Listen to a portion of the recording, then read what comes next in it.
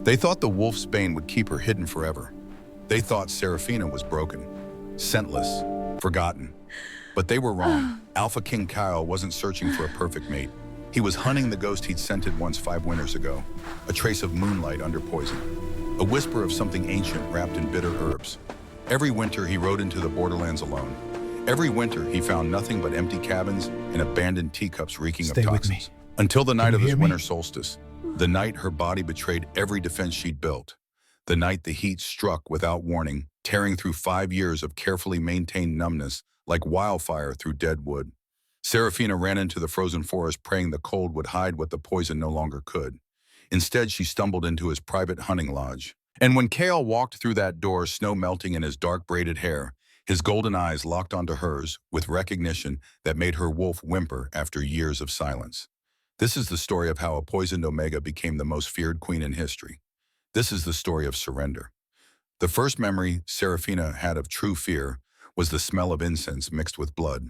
She was 16, too young to understand the politics of pack alliances. Old enough to understand what the screaming meant. The ceremonial hall was ancient stone pillars carved with moon phases that had watched 1,000 matings. Candles burned in iron sconces, casting shadows that danced like demons on the walls. The air tasted of smoke and something sweeter. Jasmine, maybe, or fear dressed up as celebration. Seraphina pressed herself against a cracked pillar near the back, fingers clamped over her mouth to silence her breathing. She shouldn't have been there. Young Omegas weren't permitted to witness the ceremonies until their first heat. But curiosity, that dangerous trait her mother always scolded her for, had drawn her down the forbidden corridor. Now she wished she'd stayed ignorant. On the raised platform at the hall's center, an Omega knelt. Cassandra, 23, kind-faced, with gentle hands that had once braided Seraphina's hair. Her wrists were shackled to iron rings embedded in the stone, her ankles too. The metal gleamed in the candlelight, polished from years of use. Her scent was everywhere, sweet vanilla and desperate honey thick enough to choke on. It clung to the wooden beams, saturated the air, made Seraphina's eyes water. Heat scent, unmistakable, overwhelming. Around the platform, alphas circled, not all of them, just the unmated ones. 7 males, eyes bright with hunger, bodies tense with restraint that looked painful. They moved like wolves around a dying deer, slow, deliberate, savoring the anticipation. The pack's elders sat in high-backed chairs along the wall, hands folded, faces serene, witnessing, blessing. Elder Thane stood at the platform's edge, voice resonant as he addressed the gathered crowd of maybe 80 pack members. "The moon has blessed Cassandra with her fertile time," he announced. "She has been chosen for Alpha Matthias of the Northern Ridge Pack. This union will strengthen our alliance, secure our borders, and bring prosperity to both bloodlines." Cassandra sobbed. The sound was small, broken, a hoarse plea that barely carried past the first row of witnesses. "No," she whispered. "Please, I don't want." No one acknowledged her words. Matthias stepped forward. He was broad-shouldered, handsome in a brutal way, with a scar cutting through his left eyebrow. His lips curved in a smile that made Seraphina's stomach turn. Satisfaction. Ownership. Like he'd already paid for a prize and was simply collecting what belonged to him. When Matthias bit down sinking teeth into Cassandra's neck to mark her permanently as his mate, her screams shook the candles. The crowd cheered. Seraphina ran. She made it to the empty healer's quarters before she vomited, bile and terror burning her throat. That night, she stole Wolf's Bane from the locked cabinet, ground the dried flowers into powder, mixed it with bitter root and nightshade in doses just small enough to survive, and drank. The first swallow scorched. The second made her dizzy. The third had her on her knees, retching black liquid onto the floor. But when morning came, her scent had dulled. When the healer examined her 3 days later, frowning at the lack of Omega markers, Seraphina kept her face blank.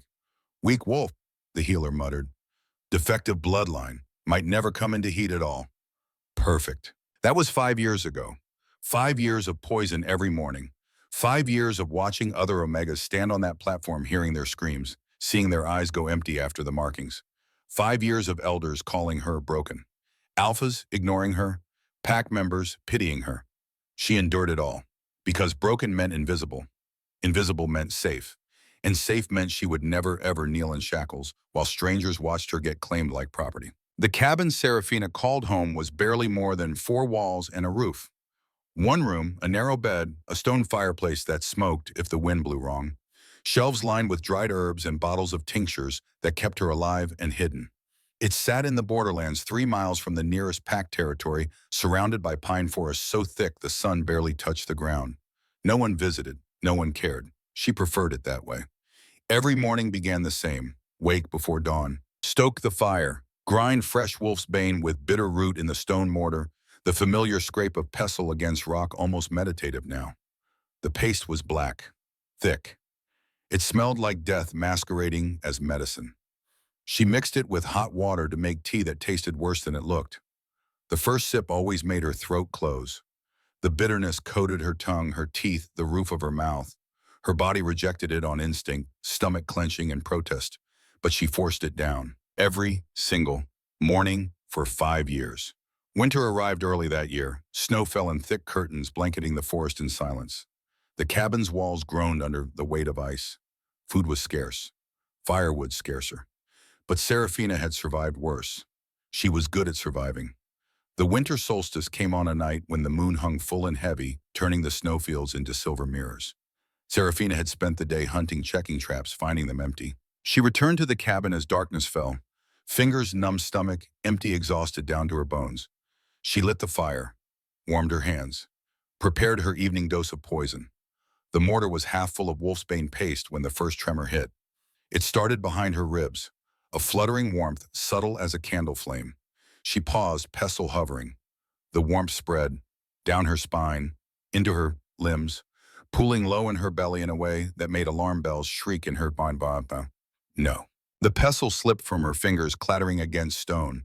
Her hand was shaking, not from cold, from heat. No, no, no, she whispered, pressing her palm flat against the table to steady herself. The warmth flared brighter, hotter, a molten ribbon uncoiling through her veins like something waking from a long sleep. Her wolf stirred. After 5 years of silence, after 5 years of lying dormant under layers of poison, her wolf lifted her head. Serafina felt it. The shift in her own mind. A presence that had been absent so long, she'd almost forgotten what it felt like. The wolf yawned, stretched, looked around the barren landscape of Serafina's consciousness with eyes that glowed. Mine, the wolf whispered. The word wasn't sound. It was instinct vibrating through every bone. Serafina grabbed the bowl of paste, lifted it to her lips, forced herself to swallow. It hit her stomach and did nothing. The warmth kept building. She drank more, choked it down, waited for the familiar numbness. It didn't come. Her body had adapted. 5 years of poison and her system had finally learned to metabolize it too fast to matter. The heat rolled through her in a wave that made her knees buckle. She caught the edge of the table, gasping. Her skin prickled. Her throat went dry. She could feel her pulse everywhere. Wrists, neck. Between her thighs, thick and heavy and wrong. Her scent began to leak. Faint at first. Just a whisper curling through the cabin's stale air.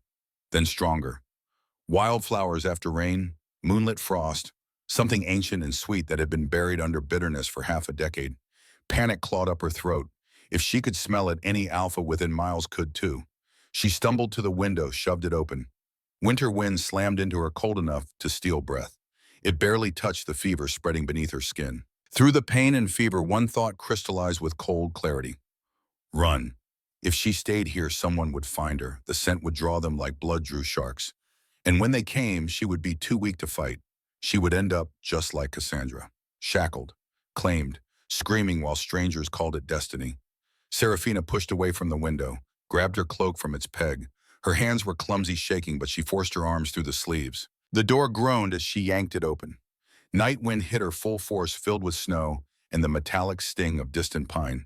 The forest beyond her cabin was a blur of skeletal trees and whirling white. No path, no plan, just a way.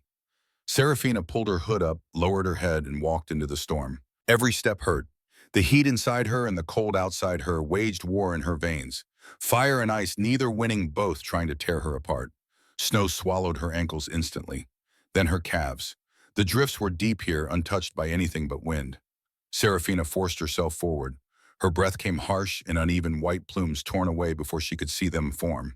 Her scent streamed behind her like a banner only wolves could see. Branches clawed at her cloak, snapping under her weight. She had no idea how long she walked. Time twisted around the fever, turning into one long, stumbling step. She fell once. Her palms plunged into snow. It should have frozen her skin. Instead, steam curled faintly around her fingers. She stared at the moisture rising from her overheated hands, watched it vanish into the blizzard, and laughed. The sound was broken, slightly hysterical. She pushed herself up, kept going. The shape rose out of the storm like a monument. At first, she thought it was a hallucination, the fever playing tricks, her mind conjuring shelter where none existed. But as she staggered closer, it solidified. A structure, massive, stone and timber, built into the side of a hill, its roof heavy with snow. Not a cabin, a lodge. Thick columns framed a wide porch. Iron lanterns hung unlit at the entrance. The door was carved wood, intricate moon phases etched into the grain. Every instinct told her to turn around. A place like this belonged to someone dangerous, someone important, someone who would not appreciate a feverish omega collapsing on their floor. But her legs had nothing left. Her vision narrowed, black spots dancing at the edges. The heat roared inside her, a furnace devouring the last of her strength. Seraphina dragged herself up the steps. Her fingers were numb as she fumbled with the iron handle. To her shock, the door wasn't locked. It swung inward with a low groan, exhaling a wave of air that smelled like old wood ash and something else. Leather, pine, something wild and male that made her wolf's ears prick forward. She stepped over the threshold and nearly went to her knees. The interior was large. Shadows pooled in the corners. Heavy furniture outlined by faint light sneaking through frost-coated windows. A massive hearth dominated one wall filled with cold ashes. Thick rugs covered the stone floor. Seraphina's cloak slipped from her shoulders. She didn't have the strength to catch it. She staggered forward. 3 steps. 4. Then her body simply gave up. She crumpled beside a rug, cheek pressed to its rough weave, chest heaving. Somewhere far away, she heard wind howling. Closer, she heard her own racing heartbeat filling her ears. The last thought that flickered through her half-conscious mind was a prayer. Let this place stay empty. Let whoever owns it never come back. Darkness pulled at her, soft and heavy. She let her eyes close. 50 miles north, AlphaKing Tales reined his horse to a sudden stop. The animal snorted, breath steaming in the frigid air. Around him, the royal hunting party continued forward. 8 guards, 3 nobles, all bundled against the cold, focused on the blood trail they'd been tracking for the past hour. Deer, a big stag, wounded but still running. Kale didn't care about the deer anymore. He turned his head sharply to the south, nostrils flaring. There, faint. So faint it shouldn't have been possible to catch it at this distance through the storm over miles of frozen forest. But it hit him anyway, wildflowers after rain, moonlit frost, and underneath, barely detectable, the bitter tang of wolf's bane. His wolf exploded inside his mind, not a gentle stirring, a full-body slam against the cage of his control. Mate, find now! Kale's hands tightened on the reins until leather creaked. 5 years. 5 years he'd been searching. Every winter, when the borderlands grew quiet and the pack business slowed, he rode out. Always south, always toward that one clearing where he'd found an abandoned cup reeking of poison and the ghost of a scent that haunted his dreams. He'd tracked empty cabins, cold fire pits, footprints that led nowhere. Every winter, nothing. Until now. Your Majesty. One of the guards had noticed his stillness, circled back concerned. Kale didn't look at him. His entire being was focused south, toward that scent, toward the pull in his chest that felt like a rope tied around his ribs, dragging him forward. She was real. She existed. She was there. Return to the palace, Kale said. His voice came out rougher than intended, almost a growl. The guard blinked. My lord, all of you, return, now. But the hunt, Kale's eyes snapped to him. Gold gone molten, wolf bleeding through. The guard's words died. Now, Kale repeated softly. They scattered. Smart men knew when their king was beyond arguing. The moment they were gone, Kale dug his heels into his horse's flanks. The animal bolted south. Snow flew, wind tore at his cloak. The world blurred into white and gray, and the single-minded purpose burning in his chest. Find her. Protect her. Claim her. The wolf chanted it like a prayer. The man didn't fight it. For once, they were in complete agreement. The lodge appeared through the blizzard like a memory. Kyle had built it years ago. A private retreat, somewhere to escape court politics and endless council meetings. Somewhere to be alone with his thoughts and the silence that had been his only companion for 2 decades. He rarely visited anymore. Too many empty rooms, too many reminders of what he didn't have. But the scent led here, straight to his door. Kale dismounted before his horse fully stopped. His boots hit snow and he was moving. Up the steps, across the porch. The door was already open. His heart stuttered. Inside the lodge was dark except for pale moonlight filtering through windows. The scent was overwhelming now. Wildflowers, frost, heat, and her. He saw her immediately. A small form collapsed on the floor near the cold hearth. Dark hair spilled across the rug, pale skin, a thin dress soaked through from snow. She wasn't moving. Terror spiked through him sharp enough to taste. Kale crossed the space in 3 strides, dropped to his knees beside her. "Gods," he breathed. Up close, she was tiny, fragile looking. Her face was fever-flushed, lips parted as she dragged in shallow breaths. Alive. Thank the moon alive. But burning. He could feel the heat radiating from her skin without touching. Carefully, slowly, he reached out. His fingers hovered over her shoulder. This close, the bond screamed between them. A living thing, electric, demanding. Mine, his wolf snarled. Touch, claim, mine. But he didn't. Not yet. Not without permission. Serafina, he whispered. Her name. He'd known it for 5 years. Had asked every border patrol, every traveling merchant, every wandering wolf if they'd seen a young Omega alone somewhere in the southern woods. Most said no. One old healer had mentioned a girl who bought wolf's bane in quantities that should have killed her. Serafina, he said again louder. Her eyes opened. Silver, not gray, not blue, pure silver like moonlight given form. They focused on him slowly, confusion, then fear. She tried to scramble back. Her body betrayed her. Weak, feverish. She barely managed to push herself up on one elbow before her strength gave out. Stay back, she rasped. Don't touch me. Her voice was rough, raw, like she hadn't spoken to anyone in months. It still hit him like a fist to the chest. Kale raised both hands, palms empty, unthreatening. I'm not going to hurt you, he said quietly. She stared at him, eyes too wide, breath coming too fast. Are you hurt? He asked. The question seemed to throw her. What? I smelled blood earlier. A lie, but a gentle one. Are you injured? Her gaze dropped to her hands. There were cuts there, small ones, fresh, from something sharp. It's nothing, she whispered. May I look? She blinked. What? Your hands. May I look at them? Silence stretched between them. Outside, wind howled.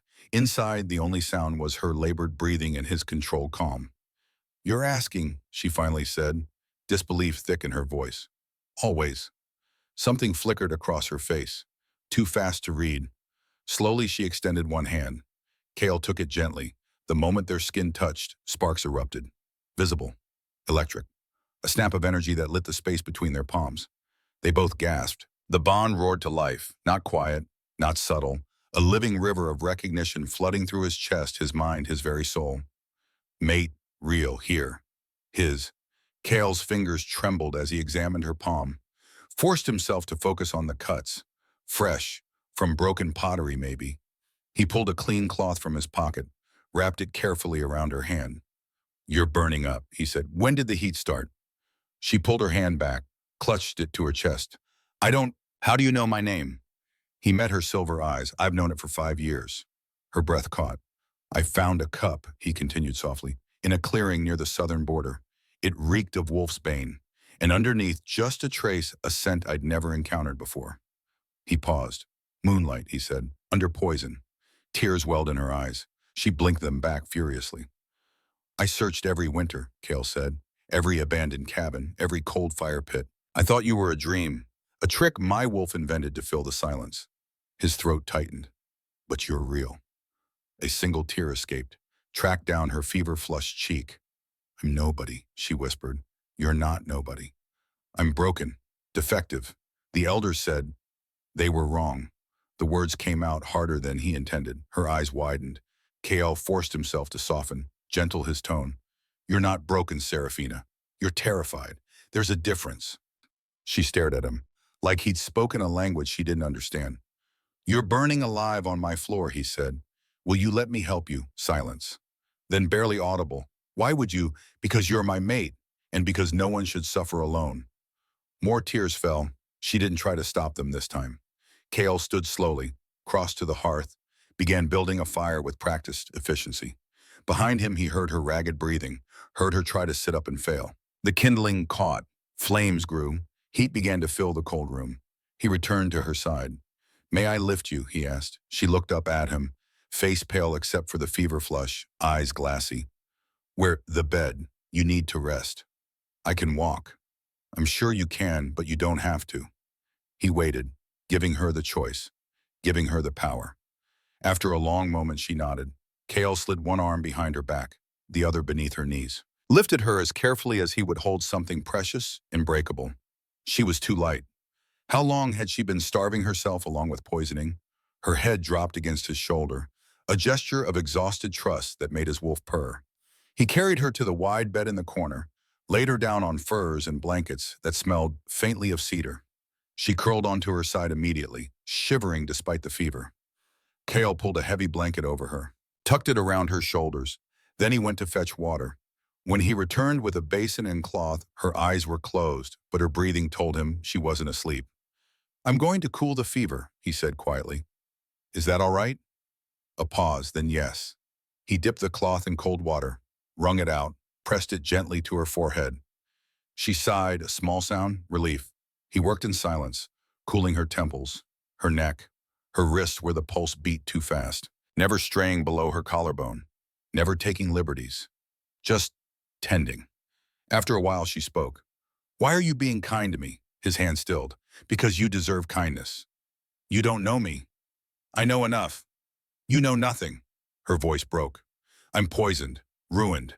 I did this to myself because I'd rather die alone than become someone's property.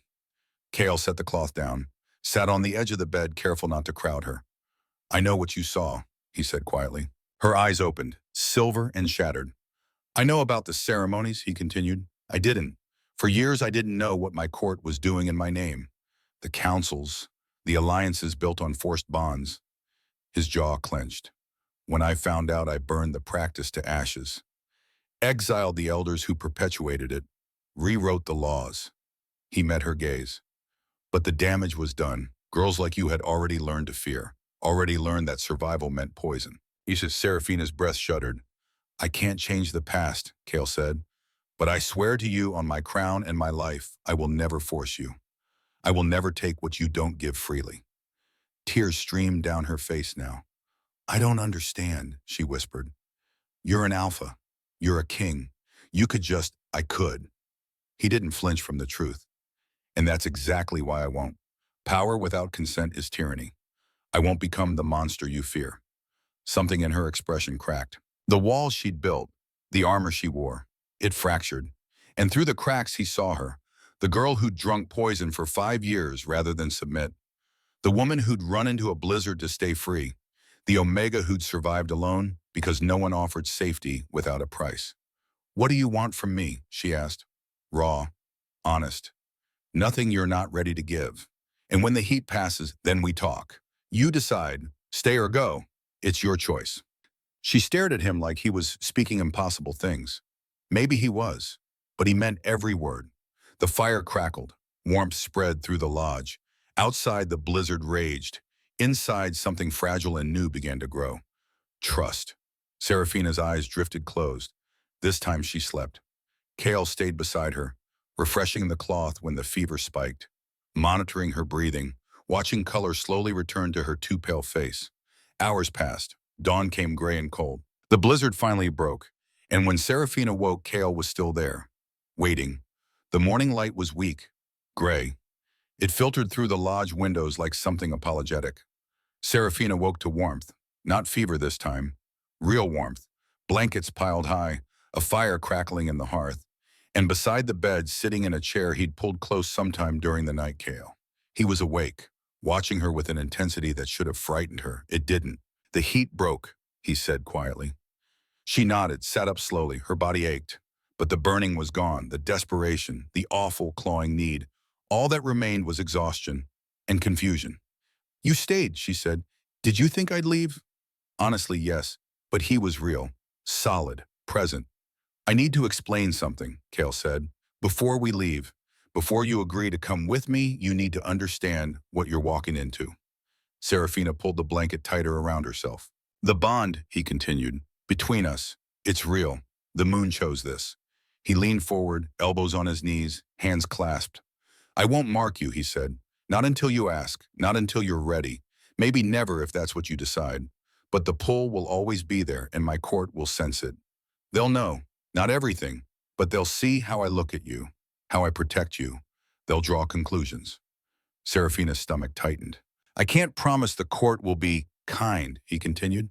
Some will be curious, some jealous, some will try to use you to get to me, but I can promise you'll be safe. No one will touch you. No one will force you. You have my word. She studied his face, the earnestness there, an alpha king asking permission, explaining instead of commanding. If I come with you, she said slowly, I'm not agreeing to the bond, not yet. I know. I need time. You have it. And if I decide to leave, then I'll help you go wherever you want, set you up with gold land protection, whatever you need to build a life. The offer was too generous. She waited for the catch. There wasn't one. Okay, she whispered. Relief flooded his features. Okay, he repeated. They left at midday. Kale wrapped her in his warmest cloak, fed her bread and dried meat from his supplies, made sure she could sit the horse before they started. The ride to the palace took most of the day. Kale had brought an extra horse, gentle, well-trained. Serafina was grateful for the distance between them. She needed space to think. The landscape changed as they traveled north. The wild borderlands gave way to cultivated fields buried under snow. Farmhouses appeared, small villages. People stared as they passed. At Kyle, mostly. He was unmistakable in his dark cloak and silver circlet, the Alpha King. But some eyes found her too. She kept her hood up, head down. By the time the palace came into view, the sun was setting. It rose against the sky like something carved from a mountain. White stone, tall spires, windows that caught the dying light and turned it into fire. Beautiful, intimidating. The gates opened at their approach. Guards bowed. Servants rushed forward. Kale dismounted first, came to her side, offered his hand. She took it. His fingers were warm, steady. He didn't let go as they walked through the gates. The main courtyard was massive. Everywhere people moved with purpose. They all stopped when they saw Kyle, bowed. Then their eyes found Serafina. The whispers started immediately. Who is she? Where did he find her? Serafina's fingers tightened on Kyle's hand. He squeezed back, reassuring. Ignore them, he murmured. They climbed wide steps, passed through doors carved with wolves and moons. Kale, a voice, young, female, delighted. A girl appeared from a side corridor, 19, maybe 20. Dark hair pulled into a warrior's braid, leather training gear, a sword strapped to her hip. She skidded to a stop when she saw Serafina. Oh, she said, then eyes widening. Oh. Kale smiled, actually smiled. Nissa, meet Serafina. She'll be staying with us. Nissa's gaze darted between them. Understanding dawned. Her entire face lit up. Finally, she breathed. Then she was moving, stopping just short of Serafina's personal space. I'm Nissa, she said, Kale's sister, and I am so glad you're here. The warmth in her voice was genuine. Hello, Serafina managed. The eastern wing sounds perfect for her room, Kale said. Can you show Serafina there while I handle court business? Absolutely. He turned to Serafina. I'll come find you in an hour. We'll have dinner, just us. She nodded. His hand lingered on hers before he let go. Then he was striding away and Serafina was alone with Nissa, who was practically vibrating with excitement. Come on, she said. Let me show you your room. The eastern wing was luxury Serafina couldn't comprehend. Large windows, a bed twice the size of her cabin, wardrobes, a private bathing room. It's too much, she whispered. Nissa waved dismissively. It's barely adequate by palace standards. Before Serafina could respond, there was a knock at the door. Nissa opened it. A woman stood in the hallway, tall, elegant, dark hair and elaborate braids, a gown that cost more than everything Serafina had ever owned, emeralds at her throat, beautiful in a way that felt weaponized. Lady Vivian, Nissa said. Her voice had gone flat. Princess. Vivian's smile was all teeth. I heard we have a guest. Her eyes found Serafina. The temperature dropped. How unexpected, Vivian said. The king brings home a stray. Nissa bristled. She's not...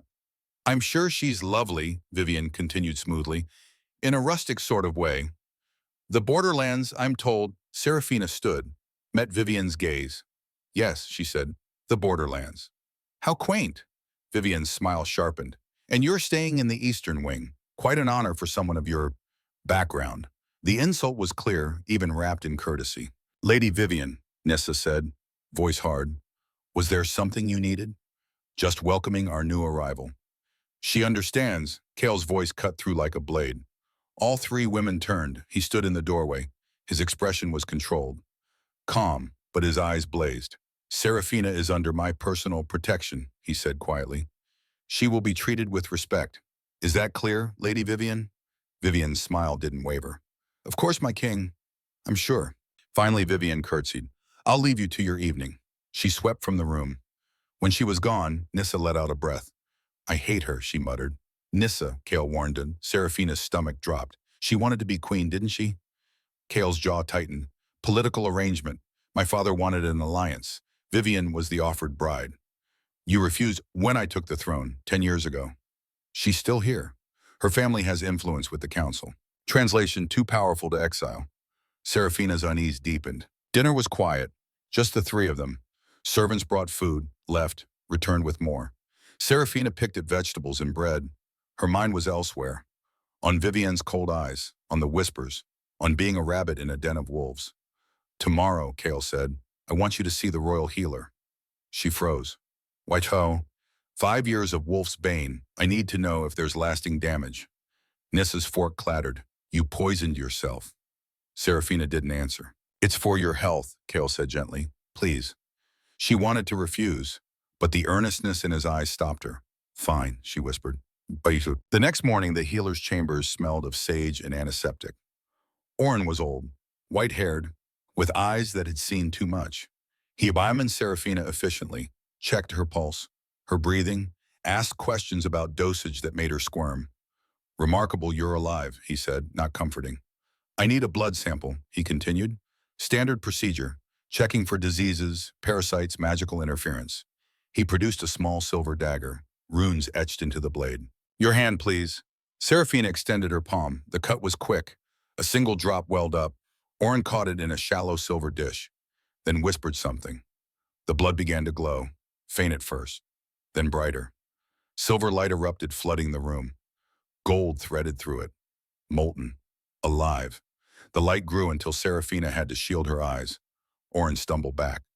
Impossible, he breathed. The glow faded, but Oren's face was pale. What was that? Serafina demanded. The healer's hands shook. Moonfire, he said. You're Moonfire born. Silence. I don't understand. Oren turned to Kale. Your Majesty, this changes everything. Explain, Kale said. His voice had gone hard. The healer steadied himself. Moonfire is a bloodline, he said. Ancient, rare. Only 3 recorded in the last 200 years. Omegas born under specific celestial alignments. Their bonds with alphas don't just connect. They amplify. He gestured to Serafina. An alpha mated to Moonfire becomes stronger, faster. Their power multiplies. Moonfire queens built dynasties. Their children were legends. Serafina's pulse roared. That's why she survived the wolf's bane, Oren continued. Normal Omegas would have died in weeks. Moonfire bloodlines have inherent resilience. He approached cautiously, examined her shoulder. His fingers traced something. She looked down. A scar. Circular. Intricate patterns. She'd always assumed it was a birthmark. This is a seal, Oren said quietly. Dark magic. Placed deliberately to suppress her bloodline. Someone knew what she was. Feared it. Bound her power before it could manifest. Kale's presence behind her was overwhelming. Who would do that? He asked. Voice deadly soft.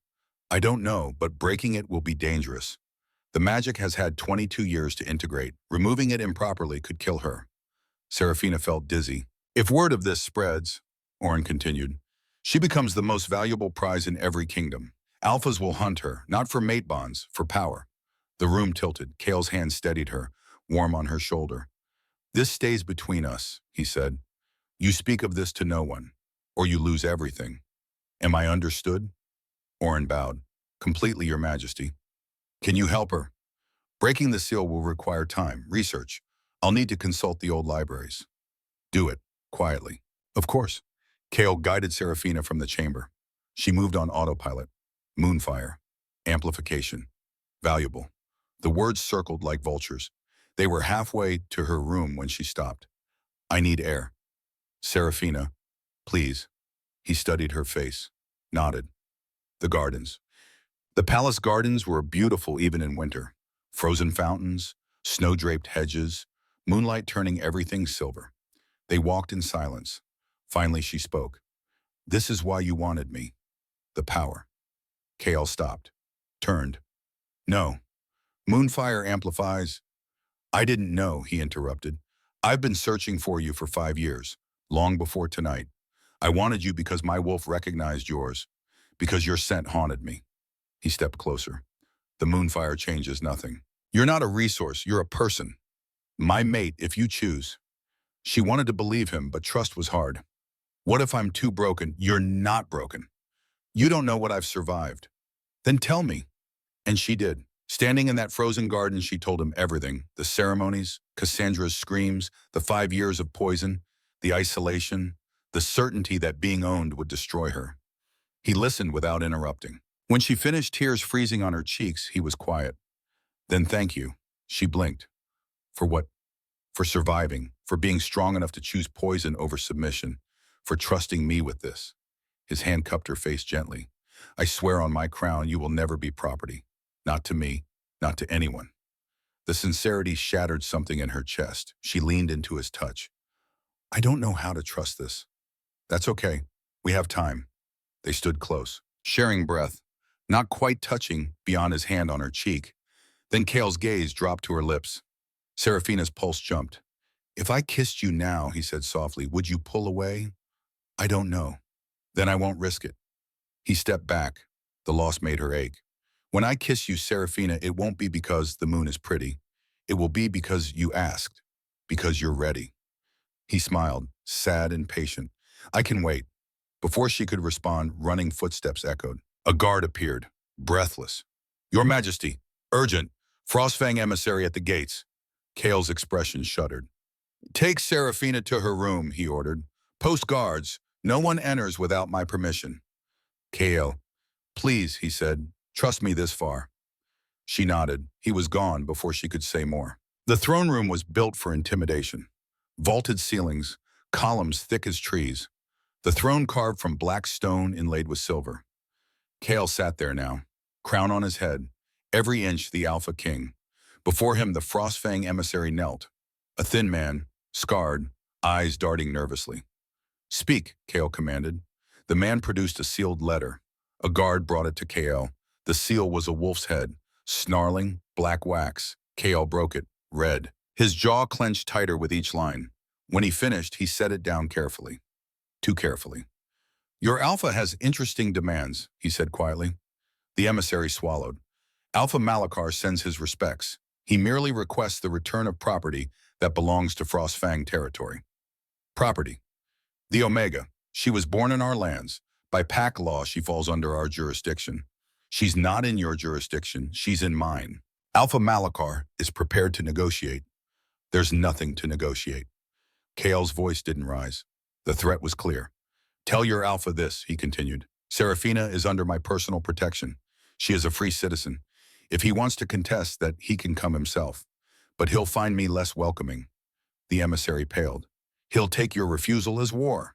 Then let him. Gasps rippled through the room. Council members shifted, whispered. Kale stood. You have until dawn to leave. Tell Malachar if he wants a fight, I'll give him one. The emissary fled. The council erupted. Voices overlapping, arguing. Lord Aldrich stepped forward. Your Majesty, one Omega is not worth a war. That Omega, Kale said coldly, is my mate. Touch her and you'll wish Frostfang got to you first. Silence. Then Vivian's voice smooth as poison. Perhaps a compromise, returned the girl. Surely one life isn't worth thousands that will die. Kale's eyes found her. Your concern is noted, Lady Vivian. Your opinion on my mate is not. Her expression didn't change, but something flickered in her eyes, calculation. The meeting dissolved. Kale let them argue. His mind was elsewhere, on Serafina, alone, unaware her past had arrived to claim her. He would burn the world before letting that happen. In the shadows outside, Vivian stood very still. She'd heard everything. Moonfire. The words sang through her mind like a blade. So that was why. The Borderland stray wasn't just a mate bond. She was power incarnate. Vivian's fingers curled into her skirts. She'd been groomed since childhood for the throne. Taught politics, diplomacy, strategy. And Kyle had refused her. For 10 years she'd stayed. waiting, hoping. And now this, a poisoned Omega, a sealed moonfire. The girl who would give Kael everything Vivian couldn't. Unacceptable. Vivian turned, walked to her chambers, locked the door, retrieved a small mirror from her vanity, whispered a word. The glass shimmered. A face appeared, scarred, brutal, eyes like ice. Alpha Malachar. Lady Vivian, I wasn't expecting contact. Plans change, I have information. Oh, the Omega. She's not just any Omega. She smiled, cold. She's Moonfire, sealed since birth. If you claim her, you'll become the most powerful Alpha in the realm. Malachar's eyes gleamed. And you're telling me because when you attack, the chaos will show Kael who his real allies are, who deserves to stand at his side. And you want that position. I've earned it, Malachar laughed. Dark. Very well, you provide information. I provide distraction. And when it's over, you can have your king. I'll have the Moonfire. Vivian's reflection was serene. There's a garden gala in 3 days. Kael is hosting to show strength. Perfect. We'll strike then. The connection severed. Vivian set the mirror down, poured wine, told herself this was for the kingdom, told herself Kael would thank her, told herself the guilt was just indigestion, and almost believed it. 3 days passed in preparation. The palace transformed. Servants hung lanterns, arranged tables, polished fountains. A show of strength, Kael called it. Seraphina thought it was tempting fate, but she didn't argue. Nissa helped her dress, a gown of midnight blue that made her silver eyes luminous. You look like moonlight, Nissa said. Seraphina's reflection was a stranger. I don't belong here. You belong where you choose. The gardens glittered under a full moon. Hundreds of guests, nobles in furs, visiting alphas, council members. Music drifted, delicate, graceful, everything perfect, too perfect. Seraphina felt it, the wrongness beneath the beauty. Kael stood at her side, one hand at her back, protective. Breathe, he murmured. Across the garden, Vivian held court. Emerald silk, sharp smile. She caught Seraphina's gaze, lifted her wine and mock toast. Seraphina looked away. How much longer, she asked. An hour. Then I'll steal you. The first scream cut through the music, sharp, terrified. The quartet stopped. Silence crashed. Then chaos. Wolves poured over the walls, already shifted, massive, coordinated. Frostfang, eyes gleaming ice blue. Unnatural, guests scattered. Screaming, guards drew weapons. But the attackers were faster, blood sprayed. More screams. Kael's hand tightened on her waist. Nissa, he roared. His sister appeared, sword drawn. Get Seraphina to the inner halls. Don't stop. Kael, now. He was shifting, bones cracking, fur erupting. In seconds, a massive black wolf stood there, power rolling off him. He launched at the nearest enemy. Thunder. Nissa grabbed Seraphina's hand. Come on! They ran, through screaming guests, past overturned tables, around bodies. Seraphina's gown tangled. She hitched it up, kept running, behind battle sounds, snarls, howls, bone crunching, almost to the doors when wolves cut them off. 4. Ice blue eyes locked on Seraphina. One shifted, fur receding, scarred alpha, cruel mouth. The Moonfire Omega, our master will be pleased. Nissa moved in front, sword raised. Touch her and die. He laughed. The others circled. Nissa's blade flashed. Caught one wolf, but the others lunged. She fought. Fast, precise, but 1 against 3. One got past. Slammed her. She went down, sword flying. The wolf's jaws closed on her shoulder. Nissa screamed. No! Seraphina shouted. She ran, toward, grabbed a fallen candelabra, swung at the wolf's head. Metal connected. The wolf yelped, released Nissa, turned on Seraphina. She stumbled, tripped, hit ground. The wolf loomed, teeth red with Nissa's blood. This is it. Then a roar shook the garden. Kael. He appeared like an avalanche, fur matted with blood, eyes blazing. He hit the wolf with enough force to snap bone. The wolf flew, crashed, didn't rise. But Kael wasn't stopping. He tore into the others, savage. One tried to run. Kael caught it, tore its throat, shook the body before dropping it. Seraphina had seen him fight. This was different. Feral. He spun toward the scarred alpha. The man's eyes widened. He shifted, tried to flee. Kael was faster, pinned him, jaws at his throat. Kael, Seraphina called. He didn't respond. Across the garden, another howl, deeper. Seraphina's head snapped.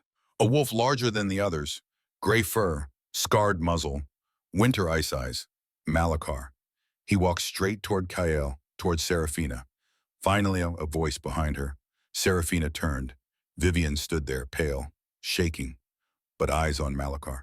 You led them here, Seraphina breathed. Vivian flinched. I had to. I was supposed to be queen. And then you betrayed everyone. I'm saving the kingdom, you're dangerous. Moonfire shouldn't exist. Malachar reached them, shifted mid-stride. A tall, brutal man, scars like badges. The Moonfire, at last. He reached for Seraphina. Kael's roar split the night. He abandoned the Alpha, charged. But Malachar was ready, caught Kael mid-leap.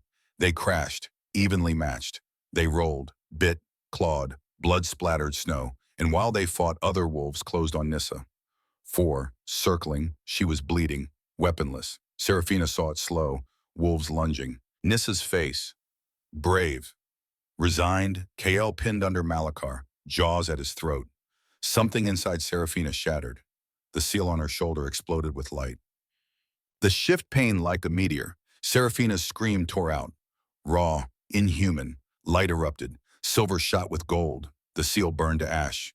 Her wolf silent for 22 years broke free.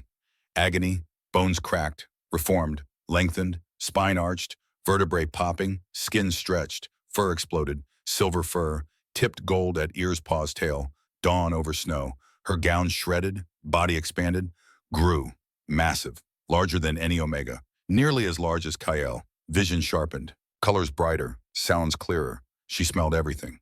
Blood, fear, Malachar's fury, and something else. Pine, leather. Kael, her mate, pinned, struggling. The wolf threw back her head and howled, not music, a declaration of war. Every wolf froze. Friend and foe, heads turned, eyes widened. Seraphina's wolf stood, silver coat glowing, eyes blazing white gold, constellation pattern on her flank. Beautiful, terrifying, ancient, impossible, Malachar breathed. She didn't give him time. She moved, faster than anything her size should.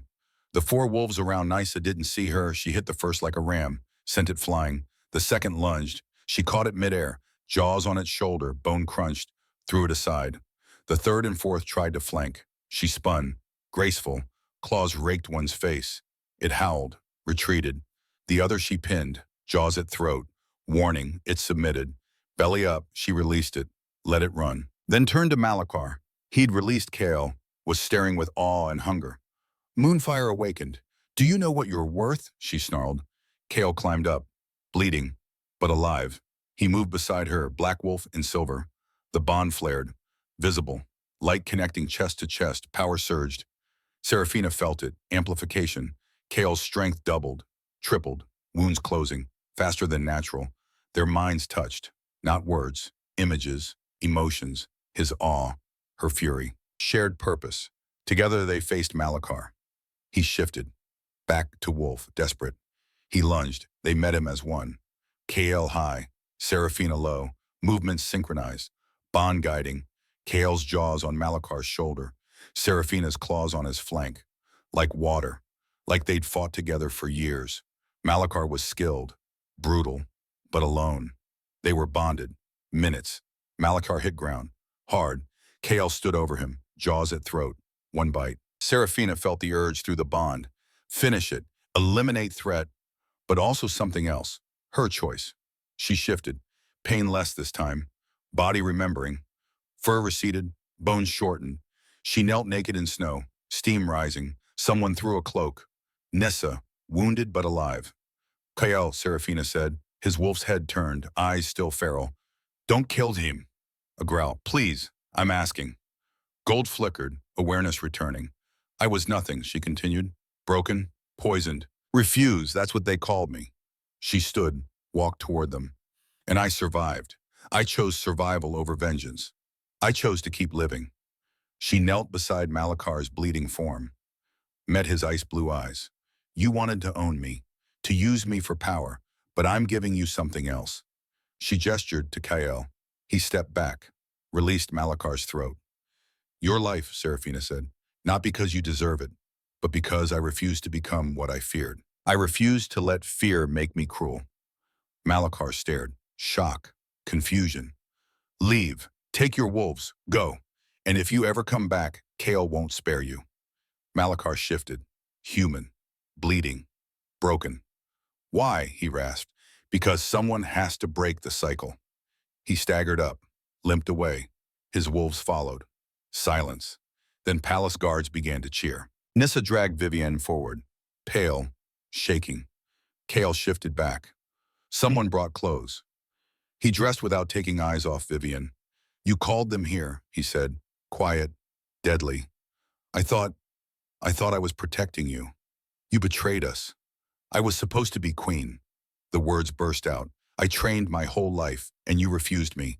For what? For her, she pointed at Seraphina. A poisoned stray, a nobody, just because she has moonfire blood. No, Kale interrupted. Because she's brave, because she's kind, because she survived hell and came out stronger. He stepped closer. You had every advantage, and you chose ambition over honor, over lives. I'm sorry, Vivienne whispered. Sorry doesn't bring back the dead. He looked at guards. Exile. Strip her of title and lands. She leaves at dawn. If she returns, it's execution. Vivienne's face crumpled. Kale, please. You're lucky I'm more merciful than you deserve. Get her out. Guards took her arms. She didn't fight, just looked back once. At Seraphina. Not with hatred, with something that might have been regret. Then she was gone. Coronation. 3 days later, the throne room was full.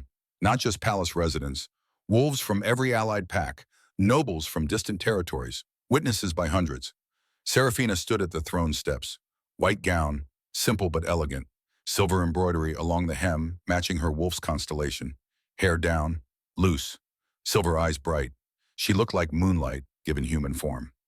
Kale stood on the dais, crown on his head. Regal, powerful, but eyes only for her. The high priestess, ancient and serene, raised her hands. Seraphina of the borderlands, the moon has marked you. Moonfire awakened, power incarnate. Seraphina's heart raced. Do you accept this crown not as a chain, but as a promise to lead, to protect, to serve? She thought of the girl who'd drunk poison, the Omega who'd run into blizzards, the wolf who'd finally found her voice. I do, she said. Her voice carried, strong, certain. Kale descended, carrying a crown, silver, delicate, set with moonstones. He stopped before her. I've waited my whole life for you, he said. Quiet enough only she heard. Not for power, just for you. He placed the crown on her head. Then to everyone's shock, he knelt. The Alpha King, on his knees before his Omega. The hall went silent. Long live the Moonfire Queen, Kale said. My equal, my better half. The crowd erupted, not whispers, roars, wolves howling, hands pounding. Seraphina's eyes burned. Kale stood, offered his hand, she took it. Together they turned to the assembly. One more thing, Kale said. He looked at her, question in his eyes. May I saw understanding dawned, the public marking, the final seal. She could refuse, walk away, keep freedom, or choose. Yes, she whispered. His smile was incandescent. He pulled her close, right there, before gods and pack and kingdom. His lips found her neck, where her pulse beat. His teeth grazed, gentle. A question. She tilted her head, offering. He bit down, not hard enough to hurt, but enough to mark, to claim, to make permanent what the moon started. The bond snapped fully into place. Silver light exploded from where they touched, flooding the throne room. Blinding. When it faded, a mark gleamed on her skin. Moon phases, intricate, beautiful. His mark, her choice. Seraphina turned to the crowd. Her voice rang clear. They called me broken, defective, refuse. Silence. They were wrong. I was never broken. I was surviving. She found faces in the crowd, young Omegas, watching with wide eyes. The moon doesn't make mistakes. Every scar, every poisoned morning, every moment I thought I wouldn't survive, it all led here. Her hand found Kyl's. I am Moonfire. I am your queen. And I swear on my crown and my wolf no Omega will ever be forced again. No one will be property. No one will kneel unless they choose it. The hall exploded, cheering, howling, the beginning of something new. Morning light filtered soft through silk curtains. Seraphina woke slowly, warm, safe. Kale's arm draped over her waist, his chest pressed to her back, breathing deep and even in sleep. She placed her hand over his, guided it lower, to the small swell of her belly, barely showing. But there, new life, growing. Kale stirred, nuzzled into her hair. Morning, he rumbled. Morning. His hand splayed over her stomach, protective even half asleep. How are you feeling? Happy, she said, and meant it. 6 months ago she'd been alone, poisoned, convinced she was broken. Now she was queen, mate, partner, soon-to-be mother. The kingdom had changed under their rule. Omega protection laws passed, forced bonding outlawed, healers trained in trauma care. Young wolves had hope. Serafina made sure of it. We have council in an hour, Kale murmured against her neck. I know. We could skip it, she laughed. We can't keep skipping council. Watch me. But he was already sitting up, stretching. She watched him move. This man who'd waited 5 years, who'd asked permission, who'd knelt before her. I love you, she said. He stilled, turned, waited again. I love you. His smile could have lit the kingdom. He kissed her, soft, reverent. I love you too, my queen, my moon, my everything. Later they stood on the balcony, overlooking the kingdom spread below, prosperous, peaceful. Any regrets? Kale asked. Serafina thought of poison, of fear, of 5 years hiding. Then she thought of this. Crown on her head, life in her belly, mate at her side. Only that I didn't find you sooner. He pulled her close. Below palace gardens bloomed even in late autumn. Wolves trained in the yards. Children played.